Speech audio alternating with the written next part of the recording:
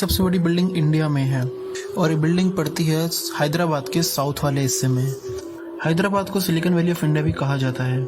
इस बिल्डिंग का total area 9.5 acres बताया जाता है। अब आपको बिल्डिंग के बारे में हम थोड़ा सा बताते हैं। बिल्डिंग की एंट्री में ही इंडिया के कई इंपॉर्टेंट लोगों की फोटोज लगी हुई है और इंडिया कल्चर को दिखाने वाली ऐसी कई चीजें लगाई गई है जिससे इंडियन कल्चर को रिप्रेजेंट किया जाता है। और ऐसे कई मोटिवेशनल कोट्स आपको इस बिल्डिंग में मिलेंगे क्योंकि इस बिल्डिंग में टोटल 50,000 एम्प्लॉयज काम करते हैं। यहाँ पे मोस्टली एम्प्लॉयज इंजीनियर्स ही होते हैं क्योंकि आपको पता है अमेज़न मेजोरिटी इंजीनियर्स को ही रिक्रूट करता है।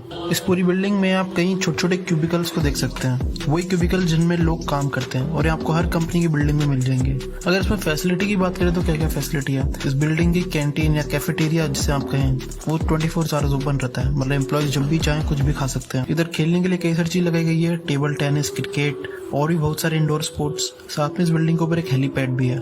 लेकिन अब सवाल ये उठता है कि आखिरकार इंडिया में इतनी बड़ी बिल्डिंग बनाने की क्या जरूरत थी।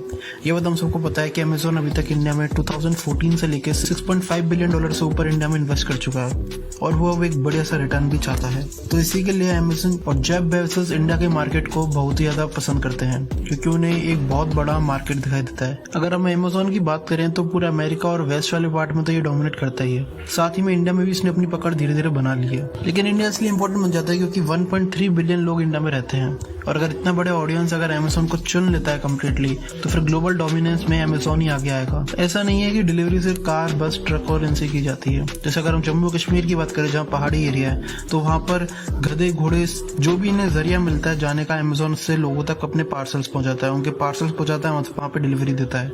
आपको और पता हो तो 2019 में नए लॉस आए थे ई कॉमर्स कंपनी के लिए, जिसकी वजह से अमेज़न पे बहुत सारी कंपनीज अपना सामान नहीं बेच पाई क्योंकि उन लॉस में कुछ शेयर मार्केट से रिलेटेड थे कि जिनके इक्विटी में शेयर्स है, जिस कंपनी की कुछ या अमेज़न कुछ हिस्सेदारी कुछ कंपनीज की रखता है, उनके प्रोडक्ट्स वो अमेज़न पे नहीं बेच सकते। मुझे परफेक्टली नहीं पता ये लॉ क्या था, बड़े ऐसा ही कुछ रिलेटेड था। आप इंटरनेट पे से सर्च करके और जान सकते हैं। लेकिन अगर लोगों के हिसाब से जाना जाए तो फिर ये जो नए लॉज लाए गए थे ये साफ साफ अमेज़न को लोकल मार्केट को हराने के लिए लाए गए थे, जो कि सही भी है। अगर इंडिया में कोई कंपनी अपनी पकड़ बनाना चाहती है कुछ ज्यादा ही और जिसमें उनका मेजरली प्रॉफिट अगर इंडिया के बाहर जाता है तो चाहे वो इंडिया हो या कोई भी गवर्नमेंट हो, वो उस कंपनी को रोकने का पूरा प्रयास करेंगे क्योंकि लोकल मार्केट को बचाना बहुत जरूरी है। लेकिन अब मेन पॉइंट पे आते हैं कि इस बिल्डिंग के कंस्ट्रक्शन से आखिर अमेज़न ने क्या दिखा है। पहली बात तो बिल्डिंग की कंस्ट्रक्शन 3 साल चला। 3 साल में कई लोगों को एम्प्लॉयमेंट मिला इस बिल्डिंग की वजह से। बहुत सारे वर्कर्स और कंस्ट्रक्शन कंपनीज को इसमें ठेका दिया गया, ठेका यानी कॉन्ट्रैक्ट। तो इससे एक बढ़िया एम्प्लॉयमेंट जनरेट हुआ। तो अमेज़न ने दिखाना चाहता है कि अगर हम आपके कंट्री में इन्वेस्ट करते हैं तो ऑब्वियसली यहाँ पे जॉब जरूर क्रिएट होंगी। और इस बिल्डिंग में 2000 लोग हर दिन काम किया करते थे। इस पूरी बिल्डिंग में एफिल टावर से 2 गुना स्टील लगाई गई। अब थोड़ी बात कर दे कि आखिर इंडियंस इंटरनेट पे कितने परसेंटेज में आ चुके हैं। 2016-17 के टाइम पे जियो लॉन्च हुआ, ये बात हम सबको पता है कि 4G उसी वक्त पे आया था। तो 2016 में 27% इंडियंस लगभग इंटरनेट पे थे और अगर अभी 2021 की बात करें तो वो 27% बढ़ के 60% पहुंच चुका है। तो इस वक्त 60% इंडिया इंटरनेट पे है। अब अगर 2010 की बात करें तो ई कॉमर्स मार्केट $1 बिलियन का हुआ करता था, मतलब लगभग 6,000 करोड़ रुपए के लगभग हुआ करता था। लेकिन अगर एनालिटिक्स की मानी जाए तो 2024 तक ई कॉमर्स मार्केट का इवैल्यूएशन लगभग पहुंच जाएगा $100 बिलियन, मतलब 100 into 6,000 करोड़ कर लीजिए। इतना बड़ा मार्केट इंटरनेट पे हो जाएगा इंडिया का। और ऑब्वियसली जेफ बेजोस को ये अपॉर्चुनिटी दिख रही है। अगर 10 साल के अंदर एक मार्केट 1 बिलियन से 100 बिलियन हो गया तो फ्यूचर में वो और भी ज्यादा बढ़ेगा और अमेज़न चाहता है कि उसमें ये बहुत अच्छी पकड़ बनाए रखें। और ये जो इंटरनेट ई कॉमर्स जो मार्केट है पूरा, ये सिर्फ 4% हिस्सा है पूरे इंडियन रिटेल मार्केट का। तो समझिए भी 96% हिस्सा तो लोकल मार्केट में ही है। लेकिन जैसे ही पैंडेमिक आई, अगर हम कोविड-19 की शुरुआत की बात करें तो इससे अमेज़न और फ्लिपकार्ट जैसी कंपनीज को बहुत फायदा हुआ। अपने अमेज़न की बात तो कर ली है, अब जरा फ्लिपकार्ट की बात भी कर लेते हैं। फ्लिपकार्ट आपको पता हो तो वॉलमार्ट ने खरीद ली कुछ साल पहले। लास्ट ईयर की बात करें तो लास्ट ईयर दिवाली सेल 2020 में फ्लिपकार्ट ने अमेज़न को हरा दिया। दोनों ने एक ही दिन सेल डाली और जब रिजल्ट्स आए तो फ्लिपकार्ट की सेल्स ज्यादा रही अमेज़न से। तो इंडिया में भी वॉलमार्ट से बहुत बड़ी टक्कर हो रही है अमेज़न की। लेकिन जेफ बेजोस की स्ट्रेटेजी हमेशा से अलग रही है।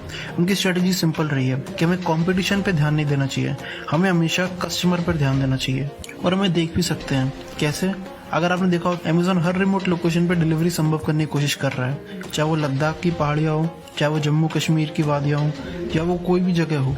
वो किसी न किसी तरीके से वहाँ पे डिलीवरी के लिए लोग ला रहे हैं। और अब अमेजोन फर्दर पुश कर रहा है। आपने सुना ही होगा अमेजोन फूड्स, अमेजोन ग्रोसरी, तो अमेजोन फूड सेक्टर में भी आना चाह रहा है धीरे धीरे। बेंगलोर के कुछ हिस्सों में अमेजोन फूड को लॉन्च किया गया पिछले साल ही। अभी अमेजोन फूड अभी एक ट्रायल में है। ये बिल्कुल स्विगी की तरह है, जैसे कि स्विगी आपको खाना डिलीवर करता है रेस्टोरेंट से, अमेजोन फूड्स भी बिल्कुल उसी तरह से है। लेकिन आप ये बात सोच रहे होंगे कि आखिरकार इंडिया का मार्केट ठीक है, पर चाइना का मार्केट भी तो बहुत बड़ा है। तो चाइना में इसलिए नहीं, क्योंकि चाइना में अपने रूल्स एंड रेगुलेशन होते हैं। चाइनीज गवर्नमेंट हमेशा चाइनीज कंपनीज को ही फर्दर पुश करने की अपॉर्चुनिटी देती है। कोई फॉरेन कंपनी वहाँ ज्यादा टिक नहीं पाती है, या आप कह सकते हैं जितना वो ग्रो करना चाहती है उतना बिल्कुल भी नहीं कर पाती। तो अमेजोन को वहाँ को लोग ज्यादा खास नहीं जानते। वहाँ पे JD.com और अलीबाबा ही सब कुछ है। तो इसलिए अमेजोन इंडिया में इतनी बड़ी बड़ी बिल्डिंग्स बना रहा है, और अमेजोन अच्छी पकड़ बनाना चाहता है इंडिया में। लेकिन देखते हैं फ्यूचर में क्या होता है।